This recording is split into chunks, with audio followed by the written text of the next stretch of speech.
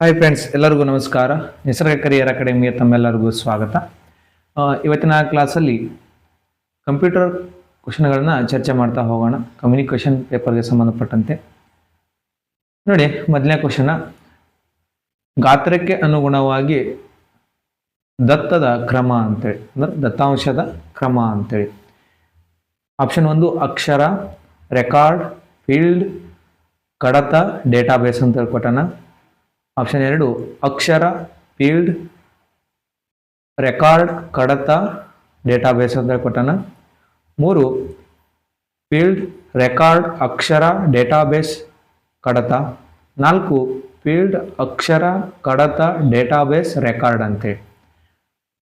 ಗಾತ್ರಕ್ಕೆ ಅನುಗುಣವಾಗಿ ದತ್ತಾಂಶದ ಸಂಗ್ರಹದ ಬಗ್ಗೆ ಕ್ವಶನ್ನ ಕೊಟ್ಟಿದ್ದಾನೆ ಸ್ನೇಹಿತರೆ. ದತ್ತದ ಕ್ರಮ ಅಂತೇಳಿ ಕೊಟ್ಟಣ. ಇಲ್ಲಿ ಆನ್ಸರ್ ಯಾವ್ದು ನೋಡ್ತಾ ಹೋದಾಗ ಗೊತ್ತಿರ್ಬೇಕು ತಮಗೆ, ಇಂಪಾರ್ಟೆಂಟ್. ಆಪ್ಷನ್ 2 ಸೇಮ್ ಇದೇ ಥರ ಮುಂದೆ ಏನಪ್ಪ ತಂದಾಗ ರಿಪೀಟ್ ಆಗ್ಬೋದು. ಇಲ್ಲಿ ಯಾಕೆ ತಂದಾಗ ಕನ್ಫ್ಯೂಸ್ ಆಗೋ ಜಾಸ್ತಿ ಚಾನ್ಸಸ್ ಏನಪ್ಪ ತಂದಾಗ ಜಾಸ್ತಿ ಇರ್ತೈತಿ. ನೋಡಿ, ಆಪ್ಷನ್ 2 ಕರೆಕ್ಟ್ ಆದ ಆನ್ಸರ. ಅಕ್ಷರ ಮೊದಲು ಬರ್ತೈತಿ, ಫೀಲ್ಡ್, ರೆಕಾರ್ಡ್, ಕಡತ, ಡೇಟಾಬೇಸ. ದತ್ತದ ಅತಿ ದೊಡ್ಡ ಕ್ರಮ ಯಾವುದಂತ ನೋಡ್ತಾ ಹೋದಾಗ ಡೇಟಾಬೇಸ್ ಅಂತೇಳಿ ತಮಗೆ ಗೊತ್ತಿರಲಿ. ಅತ್ಯಂತ ಚಿಕ್ಕದ ಯಾವುದಂತ ಕೇಳಿದಾಗ ಅಕ್ಷರ ಅಂತೇಳಿ ತಮಗೆ ಗೊತ್ತಿರಬೇಕು. ಅಕ್ಷರ, ಫೀಲ್ಡ್, ರೆಕಾರ್ಡ್, ಕಡತ, ಡೇಟಾ ಬೇಸ್ ಅಂತೇಳಿ ತಮಗೆ ಗೊತ್ತಿರಲಿ, ಇಂಪಾರ್ಟೆಂಟ್. ನೆಕ್ಸ್ಟ್ ಕ್ವಶನ್ನ ನೋಡ್ತಾ ಹೋಗೋಣ. ನೋಡಿ, CPU-ನ ವೇಗವನ್ನು ಅಳೆಯುವುದು. ನೋಡಿ, CPU-ನ ವೇಗವನ್ನು ಅಳೆಯುವುದು. ಕಂಪ್ಯೂಟರ್ನ ಮೆದುಳು ಅಂತ ಕರಿತೀವಿ ಯಾವುದನ್ನು, CPU-ಅನ್ನು. ಅದರ ಮೇಲೆ ಕ್ವಶನ್ನ ಕೇಳ್ತಾ ಬಂದಿದ್ದಾನೆ. ಆಪ್ಷನ್ 1 ಪ್ರತಿ ಮಿಲಿ ಸೆಕೆಂಡಿಗೆ ಇರುವ ಗಡಿಯಾರದ ಚಕ್ರಗಳು ಅಂತ ಹೇಳ್ಕೊಟ್ಟಾನ. ಆಪ್ಷನ್ 2 ಪ್ರತಿ ಮೈಕ್ರೋ ಸೆಕೆಂಡಿಗೆ ಇರುವ ಗಡಿಯಾರದ ಚಕ್ರಗಳು ಅಂತ ಕೊಟ್ಟಾನ. 3ನೇ ಆಪ್ಷನ್ ಪ್ರತಿ ಸೆಕೆಂಡಿಗೆ ಇರುವ ಗಡಿಯಾರದ ಚಕ್ರಗಳು ಅಂತ ಕೊಟ್ಟಾನ. ಆಪ್ಷನ್ 4 ಪ್ರತಿ ನ್ಯಾನೋ ಸೆಕೆಂಡಿಗೆ ಇರುವ ಗಡಿಯಾರದ ಚಕ್ರಗಳು ಅಂತ ಕೊಟ್ಟಾನ. ಇಲ್ಲಿ ಆನ್ಸರ್ ಯಾವುದಾಗತ್ತಂತ ತಮಗೆ ಗೊತ್ತಿರಲಿ. ಆಪ್ಷನ್ 3 ಪ್ರತಿ ಸೆಕೆಂಡಿಗೆ ಇರುವ ಗಡಿಯಾರದ ಚಕ್ರಗಳು. ಪ್ರತಿ ಸೆಕೆಂಡಿಗೆ ಇರುವ ಗಡಿಯಾರದ ಚಕ್ರಗಳು ಅಂತೇಳಿ ಇಲ್ಲಿ ಆನ್ಸರ್ ಆಗುತ್ತಾ. ಏನಪ್ಪ ಅಂತಂದ್ರೆ CPU-ನ ವೇಗವನ್ನು ಅಳೆಯುವಂಥದ್ದು. ನೆಕ್ಸ್ಟ್ ಕ್ವಶನ್ನ ನೋಡ್ತಾ ಹೋಗೋಣ. ನೋಡಿ, ಅತಿ ವೇಗದ ಮೆಮೊರಿ ಪ್ರಕಾರ ಯಾವುದು ಅಂತೇಳಿ ಕ್ವಶನ್ ಕೇಳೋಣ. ಅತಿ ವೇಗದ ಮೆಮೊರಿ ಯಾವುದು ಅಂತೇಳಿ ಕ್ವಶನ್ ಕೇಳೋಣ. ಆಪ್ಷನ್ 1 ರ್ಯಾಮ್ ಅಂತೇಳಿ ಕೊಟ್ಟಾನ. RAM ಅಂತೇಳಿ ರ್ಯಾಮ್ ಅಂತ ಕರಿತೀವಿ. ನೆಕ್ಸ್ಟ್ 2ನೇ ಆಪ್ಷನ್ ಕ್ಯಾಶ್ ಅಂತ ಕೊಟ್ಟಾನ. 3ನೇದು ರೋಮ್ ಅಂತ ಕೊಟ್ಟಾನ, ರೂಮ್ ಅಂತೇಳಿ ಕೊಟ್ಟಾನ. 4ನೇದು ಡಬಲ್ ಡೇಟಾ ರೇಟ್ ಅಂತೇಳಿ ಕೊಟ್ಟಾನ. ಇಂಪಾರ್ಟೆಂಟ್, ತಮಗೆ ಗೊತ್ತಿರಬೇಕು. ಅತಿ ವೇಗದ ಮೆಮೊರಿ ಪ್ರಕಾರ ಯಾವುದು ಅಂದಾಗ ಕ್ಯಾಶ್ ಅಂತೇಳಿ ತಮಗೆ ಗೊತ್ತಿರಲಿ. Cash important. ರ್ಯಾಮ್ನ ವಿಸ್ತೃತ ರೂಪ ಕೇಳ್ತಾ ಹೋಗ್ತಾನೆ, ರ್ಯಾಂಡಮ್ ಆಕ್ಸೆಸ್ ಮೆಮೊರಿ ಅಂತೇಳಿ. Random access memory. ರೂಮ್ದು ಏನಪ್ಪ ಫುಲ್ ಫಾರ್ಮ್ ಅಂತ ನೋಡ್ತಾ ಹೋದಾಗ ರೀಡ್ ಓನ್ಲಿ ಮೆಮೊರಿ ಅಂತೇಳಿ. ರೀಡ್ ಓನ್ಲಿ ಮೆಮೊರಿ ಅಂತೇಳಿ. ಅತ್ಯಂತ ವೇಗದಾದ ಮೆಮೊರಿ ಪ್ರಕಾರ ಯಾವತ್ತಂದಾಗ ಕ್ಯಾಶ್ ಮೆಮೊರಿ. ಅತ್ಯಂತ ಕಡಿಮೆ ಸಂಗ್ರಹಣಾ ಸಾಮರ್ಥ್ಯ ಹೊಂದಿದ ಮೆಮೊರಿ ಯಾವತ್ತಂದಾಗ ಕ್ಯಾಶ್ ಮೆಮೊರಿ ಅಂತೇಳಿ ತಮಗೆ ಗೊತ್ತಿರಲಿ, ಇಂಪಾರ್ಟೆಂಟ. ನೆಕ್ಸ್ಟ್ ನೋಡಿ, ವಿಶ್ವಾಸಾರ್ಹ ಅಂದರೆ ವಿಶ್ವಾಸ ಇರುವ ರೀತಿಯಲ್ಲಿ ಸೋಗು ತೋರಿಸುತ್ತಾ ಸೂಕ್ಷ್ಮ ಮಾಹಿತಿಯನ್ನು ಕದಿಯುವ ಸೈಬರ್ ಅಪರಾಧಕ್ಕೆ ಏನೆನ್ನುತ್ತಾರೆ ಅಂತ ಕ್ವಶನ್ ಕೇಳೋಣ. ಆಪ್ಷನ್ 1 ಹ್ಯಾಕಿಂಗ್ ಅಂತ ಹೇಳ್ಕೊಟ್ಟಾನ. ಆಪ್ಷನ್ 2 ಸೈಬರ್ ಕಳ್ಳತನ ಅಂತ ಹೇಳ್ಕೊಟ್ಟಾನ. ಆಪ್ಷನ್ 3 ಸೈಬರ್ ಸ್ಟಾಕಿಂಗ್ ಅಂತ ಹೇಳ್ಕೊಟ್ಟಾನ. ಆಪ್ಷನ್ 4 ಫಿಶಿಂಗ್ ಅಂತೇಳಿ ಕೊಟ್ಟಾನ. ಇಂಪಾರ್ಟೆಂಟಾ, ಅಂದರೆ ನಮ್ಮವರಂತೆ ವರ್ತನೆ ಮಾಡಿ ನಮ್ಮ ಮೊಬೈಲ್ ಅಥವಾ ಲ್ಯಾಪ್ಟಾಪ್ ಅಥವಾ ಕಂಪ್ಯೂಟರ್ಗಳಲ್ಲಿರುವಂಥ ಮಾಹಿತಿಯನ್ನು ಕದಿಯುವಂಥದ್ದು ಯಾವುದಪ್ಪ ಅಂತ ನೋಡ್ತಾ ಹೋದಾಗ ಫಿಶಿಂಗ್ ಅಂತೇಳಿ ತಮಗೆ ಗೊತ್ತಿರಲಿ, ಇಂಪಾರ್ಟೆಂಟ. ಫಿಶಿಂಗ್ ಮೇಲೆ ಕ್ವಶನ್ನ ಕೇಳ್ತಾ ಬಂದಿದ್ದಾನ, ಇಂಪಾರ್ಟೆಂಟ, ತಮಗೆ ಗೊತ್ತಿರಬೇಕು. ನೆಕ್ಸ್ಟ್ ನೋಡಿ, ಪವರ್ ಪಾಯಿಂಟ್ನಲ್ಲಿ ಸ್ಲೈಡ್ಗಳಿಗೆ ಪೂರ್ವ ನಿರ್ಧರಿತ ಬಣ್ಣಗಳು, ಫಾಂಟ್ಗಳು ಹಾಗೂ ದೃಶ್ಯ ಪರಿಣಾಮಗಳನ್ನು ಸೇರಿಸಿ ವೃತ್ತಿಪರ ಪರಿಣಾಮವನ್ನು ಪಡೆಯಲು ಏನೆನ್ನುತ್ತಾರೆ ಅಂತೇಳಿ ಕ್ವಶನ್ ಕೇಳೋಣ. ಆಪ್ಷನ್ 1 ಟೆಂಪ್ಲೇಟ್ ಅಂತ ಕೊಟ್ಟಾನ. ಆಪ್ಷನ್ 2 ಸ್ಲೈಡ್ ಲೇಔಟ್ ಅಂತ ಕೊಟ್ಟಾನ. ಆಪ್ಷನ್ 3 ಥೀಮ್ ಅಂತ ಕೊಟ್ಟಾನ. ಆಪ್ಷನ್ 4 ಸ್ಲೈಡ್ ಮಾಸ್ಟರ್ ಅಂತೇಳಿ ಕೊಟ್ಟಾನ. ಇಲ್ಲಿ ಗೊತ್ತಿರಬೇಕು, ಇಂಪಾರ್ಟೆಂಟ ಇದು, ಮುಂದೆ ಏನಪ್ಪ ಅಂತಂದಾಗ ರಿಪೀಟ್ ಆಗುವ ಚಾನ್ಸಸ್ ಐತಿ. ಪವರ್ ಪಾಯಿಂಟ್ನ ಸ್ಲೈಡ್ಗಳಿಗೆ ಪೂರ್ವ ನಿರ್ಧರಿತ ಬಣ್ಣಗಳು, ಫಾಂಟ್ಗಳು ಹಾಗೂ ದೃಶ್ಯ ಪರಿಣಾಮಗಳನ್ನು ಸೇರಿಸಲು ಇರುವಂಥ ಒಂದು ಇದು ಯಾವುದಪ್ಪ ಅಂತ ನೋಡ್ತಾ ಹೋದಾಗ ಥೀಮ್ ಅಂತೇಳಿ ತಮಗೆ ಗೊತ್ತಿರಲಿ, ಇಂಪಾರ್ಟೆಂಟ ಥೀಮ್ ಅಂತೇಳಿ. ನೆಕ್ಸ್ಟ್, ಎಕ್ಸೆಲ್ನಲ್ಲಿ ಸಂಪೂರ್ಣ ಉಲ್ಲೇಖ ಕೋಶವನ್ನು ಸೂಚಿಸಲು ಬಳಸುವ ಚಿಹ್ನೆ. ನೋಡ್ರಿ, ಎಕ್ಸೆಲ್ನಲ್ಲಿ ಸಂಪೂರ್ಣ ಉಲ್ಲೇಖ ಕೋಶವನ್ನು ಸೂಚಿಸಲು ಬಳಸುವ ಚಿಹ್ನೆ ಯಾವುದು ಅಂತೇಳಿ ಕೇಳೋಣ. ಆಪ್ಷನ್ 1 ಆಟ್ ಅಂತ ಕೊಟ್ಟಾನ. ಆಪ್ಷನ್ 2 ಭಾವನಾತ್ಮಕ ಚಿಹ್ನೆ ಕೊಟ್ಟಾನ. 3 ಹ್ಯಾಶ್ ಕೊಟ್ಟಾನ. 4 ಡಾಲರ್ ಚಿಹ್ನೆಯನ್ನು ಕೊಟ್ಟಾನ. ಇಲ್ಲಿ ಇಂಪಾರ್ಟೆಂಟ್ ತಮ್ಗೆ ಗೊತ್ತಿರಬೇಕು, ಆಪ್ಷನ್ 4 ಡಾಲರ್ ಚಿಹ್ನೆ ಇದಕ್ಕೇನಪ್ಪ ಅಂತಂದಾಗ ಆನ್ಸರ್ ಆಗುತ್ತಾ. ನೆಕ್ಸ್ಟ್,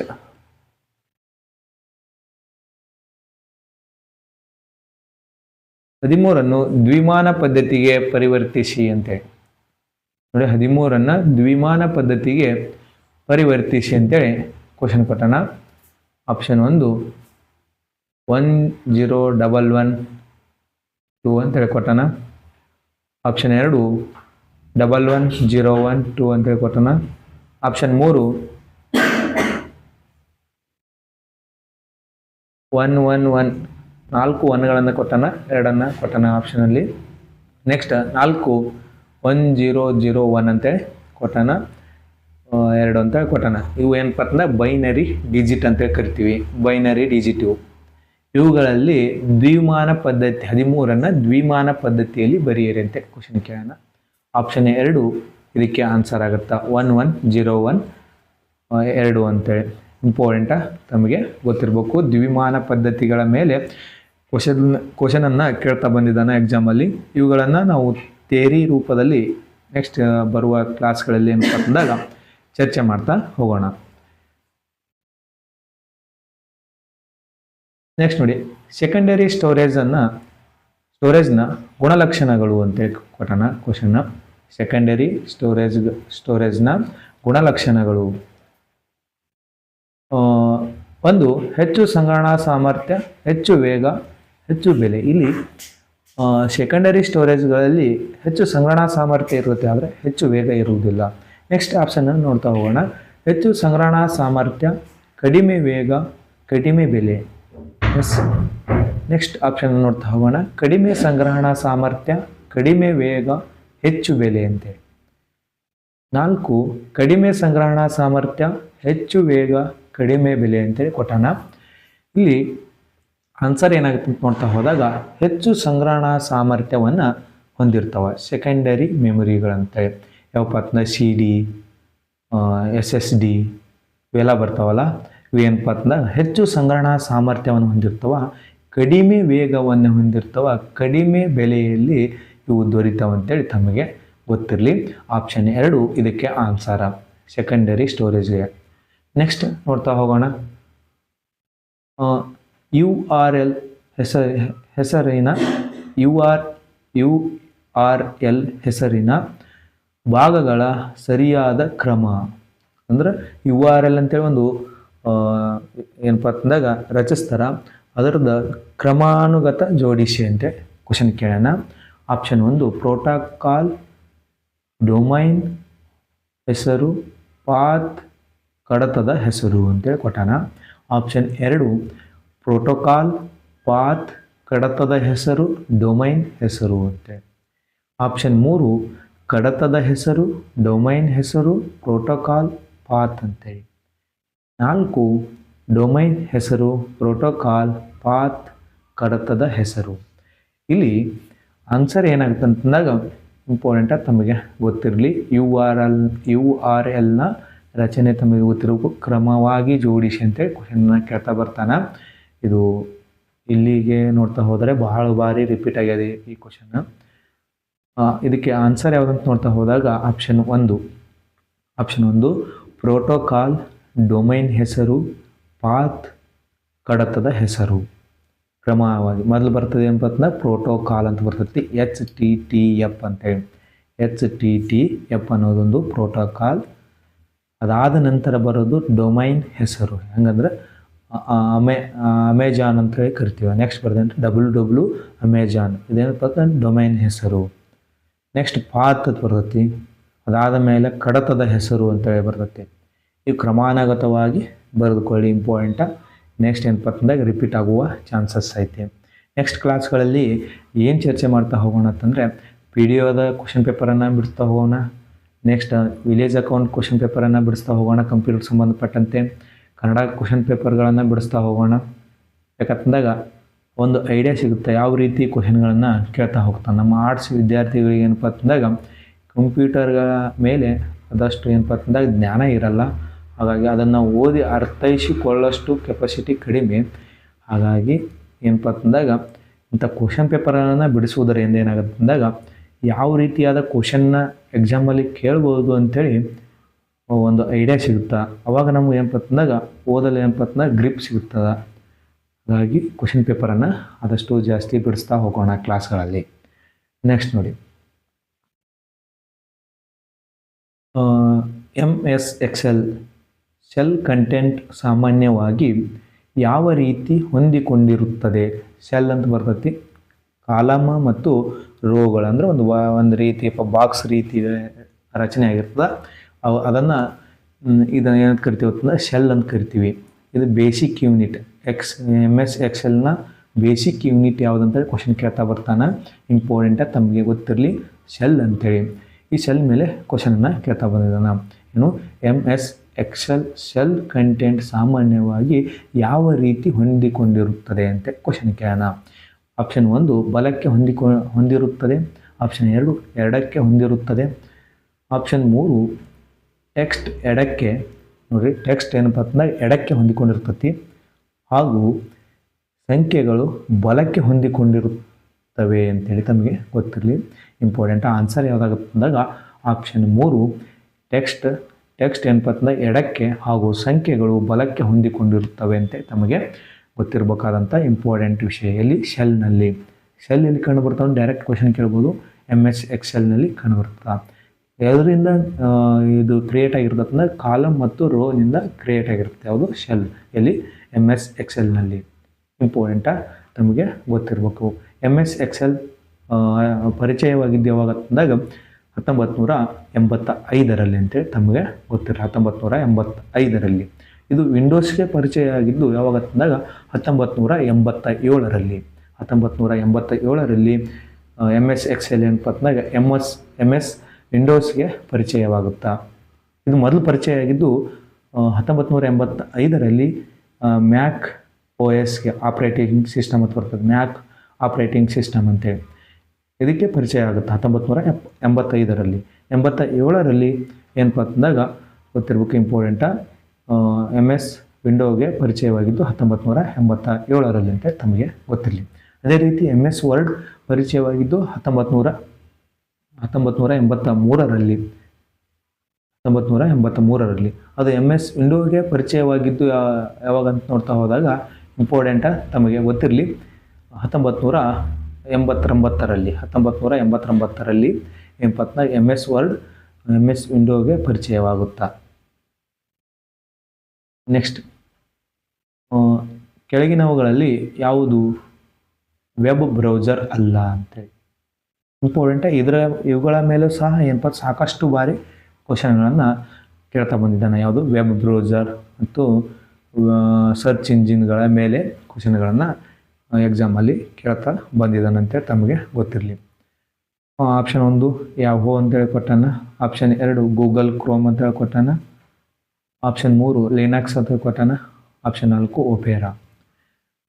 ಇಲ್ಲಿ ಯಾಹೋ ಅನ್ನುವುದು ಒಂದು ಸರ್ಚ್ ಇಂಜಿನ್ ಅಂತೇಳಿ ತಮಗೆ ಗೊತ್ತಿರಲಿ. ಇಂಪಾರ್ಟೆಂಟ ಆಪ್ಷನ್ 1 ಇಲ್ಲಿ ಆನ್ಸರ್ ಆಗುತ್ತೆ. ಇದೊಂದು ಯಾಹೋ ಅನ್ನೋದು ಒಂದು ಸರ್ಚ್ ಇಂಜಿನ್. ಬೈಡು, ಗೂಗಲ ಹೀಗೆ ಹಲವಾರು ರೀತಿಯಾದ ಸರ್ಚ್ ಇಂಜಿನ್ಗಳು ಬರ್ತಾವೆ. ಅವುಗಳನ್ನು ಥಿಯರಿ ರೂಪ ಕ್ಲಾಸ್ಗಳಲ್ಲಿ ನಾವು ಚರ್ಚೆ ಮಾಡ್ತಾ ಹೋಗೋಣ. ಗೂಗಲ್ ಕ್ರೋಮ್, ಲಿನಕ್ಸ್, ಒಪೇರಾ ಇವೆಲ್ಲ ಏನಪ್ಪ ಅಂತಂದಾಗ ವೆಬ್ ಬ್ರೌಸರ್ಗಳು. ನೋಡಿ, ನೀವು ಕ್ವಶನ್ ಪೇಪರನ್ನು ಬಿಡಿಸುವಾಗ ಈ ರೀತಿ ಕೇಳಿದಾಗ ಸರ್ಚ್ ಇಂಜಿನ್ಗಳು ಯಾವುವು? ವೆಬ್ ಬ್ರೌಸರ್ಗಳು ಯಾವ ಅಂತೇಳಿ ಒಂದು ಲಿಸ್ಟನ್ನು ಮಾಡಿಕೊಳ್ಳಿ, ಇಂಪಾರ್ಟೆಂಟ್. ನೆಕ್ಸ್ಟ್ ನೋಡ್ತಾ ಹೋಗೋಣ. ಅಂತರ್ಜಾಲದ ಪ್ರಾರಂಭವು 1969ರಲ್ಲಿ US ರಕ್ಷಣಾ ಇಲಾಖೆಯಿಂದ ಡ್ಯಾಶ್ ಎಂಬುದು ವಿಕೇಂದ್ರೀಕೃತ ಜಾಲವಾಗಿತ್ತು ಅಂತೇಳಿ. ಅಂದ್ರೆ ಇಂಡೈರೆಕ್ಟಾಗಿ ಏನು ಕೇಳತ್ತಾನೆ ಇಲ್ಲಿ, ಇಂಟರ್ನೆಟ್, ಜಗತ್ತಿನ ಮೊದಲ ಇಂಟರ್ನೆಟ್ ಯಾವುದು, ಅದನ್ನು ಎಷ್ಟರಲ್ಲಿ ಬಳಸಲಾಯಿತು? 1969ರಲ್ಲಿ US ಆರ್ಮಿಯಲ್ಲಿ ಬಳಸಲಾಯಿತು. ಅಂದರೆ USA ಆರ್ಮಿಯಲ್ಲಿ ಬಳಸಲಾಗಿತ್ತು, ರಕ್ಷಣಾ ಇಲಾಖೆಯಲ್ಲಿ ಬಳಸಲಾಗಿತ್ತು. ಅದರ ಹೆಸರು ಏನಂತೇಳಿ ಕ್ವಶನ್ ಕೇಳೋಣ. ಇಲ್ಲಿ ತಮಗೆ ಗೊತ್ತಿರಲಿ, ಇಂಪಾರ್ಟೆಂಟ, ಅರ್ಪಾನೆಟ್ ಅಂತೇಳಿ. ಅರ್ಪಾನೆಟ್ ಅಂತೇಳಿ ಆಪ್ಷನ್ 4 ಅರ್ಪಾನೆಟ್ ಅಂತೇಳಿ. ನೆಕ್ಸ್ಟ್ NSP ನೆಟ್ ಅಂತೇಳಿ ಅದ NSF ನೆಟ್ ಅಂತೇಳಿ important, national science foundation network ಅಂತೇಳಿ. ಇದು ಸಹ ಅಮೇರಿಕದ ಒಂದು ಯಾವುದು ಇಂಟರ್ನೆಟ್ ಅಂತೇಳಿ ತಮಗೆ ಗೊತ್ತಿರಲಿ. ಅರ್ಪಾನೆಟ್ ಮತ್ತು NSF ನೆಟ್ಟನ್ನು ಎರಡನ್ನ ಮರ್ಜ್ ಮಾಡಿ ಆಮೇಲೆ ಇಂಟರ್ನೆಟ್ ಅಂತೇಳಿ ಕ್ರಿಯೇಟ್ ಮಾಡ್ತಾರೆ. ಯಾರು? USA ದೇಶದವರು. ಇಂಪಾರ್ಟೆಂಟ, ಜಗತ್ತಿನ ಮೊದಲ ಇಂಟರ್ನೆಟ್ ಯಾವುದಂತಂದಾಗ ಅರ್ಪಾನೆಟ್ ಅಂತೇಳಿ ತಮಗೆ ಗೊತ್ತಿರಲಿ. ಎಷ್ಟರಲ್ಲಿ ಬಳಸಲಾಯಿತು ಅಂತಂದಾಗ 1969ರಲ್ಲಿ ಇದನ್ನು ಬಳಸಲಾಗುತ್ತಾ. ಇಲ್ಲಿ USA ಆರ್ಮಿಯಲ್ಲಿ ಬಳಸಲಾಯಿತು ಅಂತೇಳಿ ತಮಗೆ ಗೊತ್ತಿರಬೇಕು. ನೆಕ್ಸ್ಟ್ ನುಡಿ 6.0 ಆವೃತ್ತಿಯಲ್ಲಿ ವಾರ್ತೆಗಳು ಪದದ ಕೀ ಅನುಕ್ರಮ ಅಂತೇಳಿ ಕೊಟ್ಟಣ. ನುಡಿಯಲ್ಲಿ ಕೀ ಅನುಕ್ರಮ ಅಂತ ಬರ್ತಾವ, ಅವುಗಳನ್ನು ಯಾವ ರೀತಿ ವಾರ್ತೆಗಳನ್ನು ಬರೀಲಿಕ್ಕೆ ಯೂಸ್ ಮಾಡ್ತೀವಿ ಅಂತೇಳಿ ಕ್ವಶನ್ನ ಕೇಳೋಣ. ಆಪ್ಷನ್ 1 VRFTEGLU ಅಂತೇಳಿ ಕೊಟ್ಟಾನ. ಎರಡನೇ ಆಪ್ಷನ್ VARFTEGLU ಅಂತೇಳಿ ಕೊಟ್ಟಾನ. ಆಪ್ಷನ್ 3 VATEFGLU ಅಂತೇಳಿ ಕೊಟ್ಟಾನ. ಆಪ್ಷನ್ 4 VATEFGLIU ಅಂತೇಳಿ ಕೊಟ್ಟಾನ. ಇಲ್ಲಿ ಆನ್ಸರ್ ಯಾವುದಾಗ್ತದ? ಆಪ್ಷನ್ 3. ಆಪ್ಷನ್ 3 ಏನಪ್ಪ ಅಂತಂದ್ರೆ ಆನ್ಸರ್ ಆಗುತ್ತಾ VATEFGLU. ಇವು ನುಡಿ ಬಗ್ಗೆ ಸಂಪೂರ್ಣವಾಗಿ ನಾವು ಥಿಯರಿ ಕ್ಲಾಸಲ್ಲಿ ಚರ್ಚೆ ಮಾಡ್ತಾ ಹೋಗೋಣ. ಇವಾಗ ಏನಪ್ಪ ಅಂತಂದಾಗ ಕ್ವಶನ್ನ ಸ್ಟೆಪ್ ಬಿಡಿಸ್ತಾ ಹೋಗೋಣ. ಯಾವ್ಯಾವ ಕ್ವಶನ್ ಪೇಪರನ್ನು ಬಿಡಿಸ್ತೀನಿ ಸ್ಟಾರ್ಟಿಂಗ್ ತೆಗೆತಾ ಹೋದಾಗ PDO, ವಿಲೇಜ್ ಅಕೌಂಟ, ಮತ್ತು KPSC ಗ್ರೂಪ್ ಸಿ ಅಲ್ಲಿ ನಡೆಸಿದಂಥ ಕಂಪ್ಯೂಟರ್ ಕ್ವಶನ್ಗಳನ್ನು ಚರ್ಚೆ ಮಾಡ್ತಾ ಹೋಗೋಣ. ಅವುಗಳಲ್ಲಿ ಏನಪ್ಪ ಅಂತಂದಾಗ ರಿಪೀಟ್ ಆಗುವ ಚಾನ್ಸಸ್ ಜಾಸ್ತಿ ಇದೆ ಆ ಕ್ವಶನ್ಗಳಲ್ಲಿ, ಹಾಗಾಗಿ ಚರ್ಚೆ ಮಾಡ್ತಾ ಹೋಗೋಣ. ಅವಾಗ ಅದಾದ ಮೇಲೆ ಏನಪ್ಪ ಅಂತಂದಾಗ ಇವುಗಳನ್ನು ಥಿಯರಿ ರೂಪದಲ್ಲಿ ಚರ್ಚೆ ಮಾಡ್ತಾ ಹೋಗೋಣ. ನೆಕ್ಸ್ಟ್, ಕೆಳಗಿನವುಗಳಲ್ಲಿ ಯಾವುದು ದ್ವಿತೀಯ ಸಂಗ್ರಹವಾಗಿ ಬಳಸಲಾಗುವುದಿಲ್ಲ ಅಂತ ಕ್ವಶನ್ ಕೇಳೋಣ. ಕೆಳಗಿನವುಗಳಲ್ಲಿ ಯಾವುದನ್ನು ದ್ವಿತೀಯ ಸಂಗ್ರಹವಾಗಿ ಬಳಸಿಕೊಳ್ಳಲಾಗುವುದಿಲ್ಲ ಅಂತೇಳಿ ಕ್ವಶನ್ ಕೇಳೋಣ. Option 1 semiconductor memory. Option 2 magnetic ಡಿಸ್ಕ್ಗಳು. ಆಪ್ಷನ್ 3 ಮ್ಯಾಗ್ನೆಟಿಕ್ ಡ್ರಮ್ಸ್ಗಳು. ಆಪ್ಷನ್ 4 ಮ್ಯಾಗ್ನೆಟಿಕ್ ಟೆಪ್ಗಳು ಅಂತೇಳಿ ಕೊಟ್ಟಣ. ಇಲ್ಲಿ ಇಂಪಾರ್ಟೆಂಟ ತಮಗೆ ಗೊತ್ತಿರಬೇಕು ಆನ್ಸರ್ ಯಾವುದಂದಾಗ ಸೆಮಿ ಕಂಡಕ್ಟರ್ ಮೆಮೊರಿಗಳನ್ನು ಇಲ್ಲಿ ದ್ವಿತೀಯ ಸಂಗ್ರಹವಾಗಿ ದ್ವಿತೀಯ ಅಥವಾ ಸೆಕೆಂಡರಿ ಸ್ಟೋರೇಜ್ ಆಗಿ ಬಳಸೋಕ್ಕೆ ಸಾಧ್ಯ ಇಲ್ಲ. ಬಳಸಿಕೊಳ್ಳುವುದು ಯಾವ್ಯಾವ ಅಂತಂದಾಗ ಮ್ಯಾಗ್ನೆಟಿಕ್ ಡಿಸ್ಕ್ಗಳು, ಮ್ಯಾಗ್ನೆಟಿಕ್ ಡ್ರಮ್ಸ್ಗಳು, ಮ್ಯಾಗ್ನೆಟಿಕ್ ಟೆಪ್ಗಳು. ಈ ಮೂರುಗಳನ್ನು ಸೆಕೆಂಡರಿ ಸ್ಟೋರೇಜಲ್ಲಿ ಬಳಸಲಾಗುತ್ತೆ ಅಂತೇಳಿ ತಮಗೆ ಗೊತ್ತಿರಬೇಕಾದಂಥ ಇಂಪಾರ್ಟೆಂಟ್ ವಿಷಯ. ಈ ರೀತಿ ಬಂದಾಗ ಈ ಮೂರುಗಳನ್ನು ಆನ್ಸರ್ ಆಗಿ ನೀವು ಏನಪ್ಪ ಅಂತಂದ ಬರ್ಕೊಳ್ಬೇಕು. ಯಾವ್ಯಾವ ಅಂತಂದಾಗ ಸೆಕೆಂಡರಿ ಸ್ಟೋರೇಜ್ಗಳು ಯಾವ್ಯಾವ ಅಂತೇಳಿ ಮೂರನ್ನು ಬರೆದಿಟ್ಕೋಬೇಕು. ನೆಕ್ಸ್ಟ್ ಕ್ವಶನ್ ಪೇಪರಲ್ಲಿ ಏನು ಕೇಳ್ತಾ ಅಂತಂದಾಗ ಇದರಲ್ಲಿ ಯಾವುದು ಸೆಕೆಂಡರಿ ಸ್ಟೋರೇಜ್ ಆಗಿದೆ ಅಂತೇಳಿ ಕ್ವಶನ್ನ ಕೇಳುವ ಚಾನ್ಸಸ್ ಇರ್ತೈತಿ. ಹಾಗಾಗಿ ನೆಕ್ಸ್ಟ್ ನೋಡ್ತಾ ಹೋಗೋಣ. ಗಟರ್ ಮಾರ್ಜಿನ್ ಎಂದರೇನು ಅಂತೇಳಿ ಕ್ವಶನ್ ಕೇಳೋಣ. ಆಪ್ಷನ್ 1 ಮುದ್ರಿಸುವಾಗ ಮಾರ್ಜಿನ್ ಅನ್ನು ಎಡ ಮಾರ್ಜಿನ್ಗೆ ಸೇರಿಸಲಾಗುತ್ತದೆ ಅಂತೇಳಿ. ಮುದ್ರಿಸುವಾಗ ಮಾರ್ಜಿನ್ ಅನ್ನು ಎಡ ಮಾರ್ಜಿನ್ಗೆ ಸೇರಿಸಲಾಗುತ್ತದೆ ಅಂತೇಳಿ ಕ್ವಶನ್ ಕೊಟ್ಟಣ. ಆಪ್ಷನ್ 2 ಮುದ್ರಿಸುವಾಗ ಮಾರ್ಜಿನ್ ಅನ್ನು ಬಲ ಅಂಚು ಮಾರ್ಜಿನ್ಗೆ ಸೇರಿಸಲಾಗುತ್ತದೆ. ಆಪ್ಷನ್ 3 ಮಾರ್ಜಿನ್ ಮುದ್ರಿಸುವಾಗ ಪುಟ ಬಂಧಿಸುವ ಭಾಗಕ್ಕೆ ಸೇರಿಸಲಾಗುತ್ತದೆ ಅಂತೇಳಿ. ಆಪ್ಷನ್ 4 ಮಾರ್ಜಿನ್ ಮುದ್ರಿಸುವಾಗ ಪುಟದ ಹೊರಭಾಗಕ್ಕೆ ಸೇರಿಸಲಾಗುತ್ತದೆ ಅಂತೇಳಿ ಕ್ವಶನ್ ಕೊಟ್ಟಣ. ಇಲ್ಲಿ ಆನ್ಸರ್ ಯಾವುದಕ್ಕೆ ನೋಡ್ತಾ ಹೋದಾಗ ಇಂಪಾರ್ಟೆಂಟ್ ನಮಗೆ ಗೊತ್ತಿರಬೇಕು. ಮಾರ್ಜಿನ್ ಮುದ್ರಿಸುವಾಗ ಪುಟದ ಬಂಧಿಸುವ ಭಾಗಕ್ಕೆ ಸೇರಿಸಲಾಗುತ್ತದೆ. ಮಾರ್ಜಿನ್ ಮುದ್ರಿಸುವಾಗ ಪುಟದ ಬಂಧಿಸುವ ಭಾಗಕ್ಕೆ ಸೇರಿಸಲಾಗುತ್ತದೆ. ಅದು ಗಟರ್ ಮಾರ್ಜಿನ್ ಅನ್ನು ಇಂಪಾರ್ಟೆಂಟ ತಮಗೆ ಗೊತ್ತಿರಬೇಕು. ಇವತ್ತಿನ ಕ್ಲಾಸ್ ಇಷ್ಟಿಗೆ ಮುಕ್ತಾಯವಾಗುತ್ತಾ. ನೆಕ್ಸ್ಟ್ ಕ್ಲಾಸ್ಗಳಲ್ಲಿ ಹೆಚ್ಚಿನ ಕಂಪ್ಯೂಟರ್ ಕ್ವಶನ್ಗಳನ್ನು ಚರ್ಚೆ ಮಾಡ್ತಾ ಹೋಗೋಣ. ಹೀಗೆ ಸಪೋರ್ಟ್ ಮಾಡಿ, ಆದಷ್ಟು ನಿಮ್ಮ ಸ್ನೇಹಿತರಿಗೂ ಶೇರ್ ಮಾಡಿ, ಸಬ್ಸ್ಕ್ರೈಬ್ ಮಾಡಿ. Thank you so much.